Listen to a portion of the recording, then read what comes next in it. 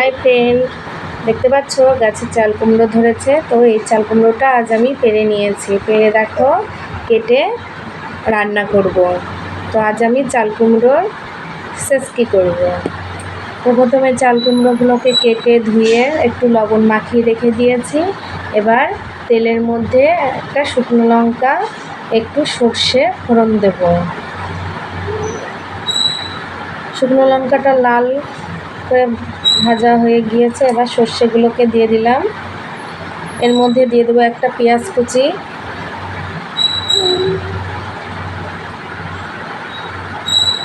দিয়ে দিলাম লঙ্কা চিড়ে 5টা মতো দিয়েছি। তোমরা তোমাদের ইচ্ছা মতো ঝালটা ব্যবহার করতে পারো। এবার পেঁয়াজটাকে লাল লাল করে ভাজা করে নিতে হবে। এর মধ্যে দিয়ে দেব পরিমাণ মতো লবণ আর একটু হলুদ। লবণটা দিয়ে দিলে পেঁয়াজগুলো তাড়াতাড়ি নরম হবে।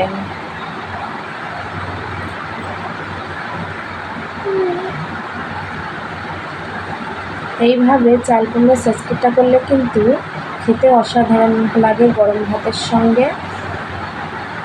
আমার তো খুবই ভালো লাগে গরম ভাতের সঙ্গে চাল কুমড়ো সেচকি হলে। যে কোনো তরকারি হোক না কেন গরম গরম খেতে খুবই ভালো লাগে, ঠান্ডা হয়ে গেলে অতটা ভালো লাগে না। তো এবার আমি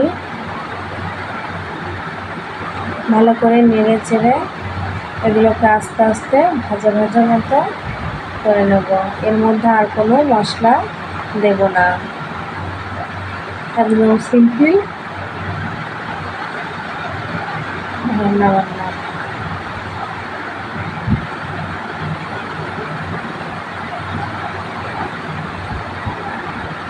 এবার একটু হালকা ঢেকে দিয়েছি।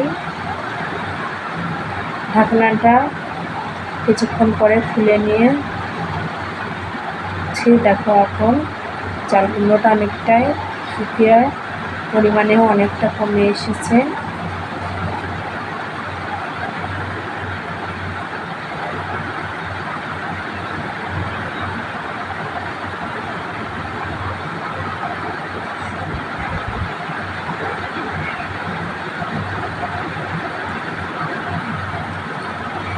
এবার দেখো চাল কুমড়োগুলোকে আস্তে আস্তে নেড়ে চেড়ে এর রসটাকে ভালো করে শুকিয়ে নিতে হবে।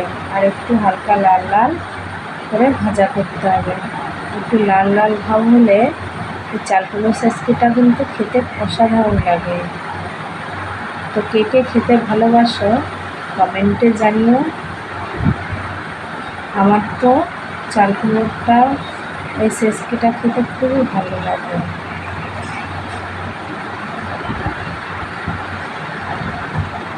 এটা রান্না করতে কিন্তু একটু টাইম লাগে, কারণ আস্তে আস্তে রসটা শুকাবে,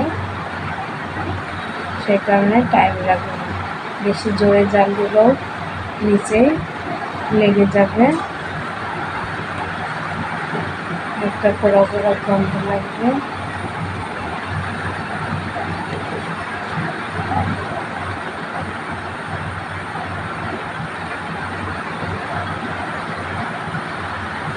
চাল কুমড়োটা ভাজা প্রায় হয়ে এসেছে।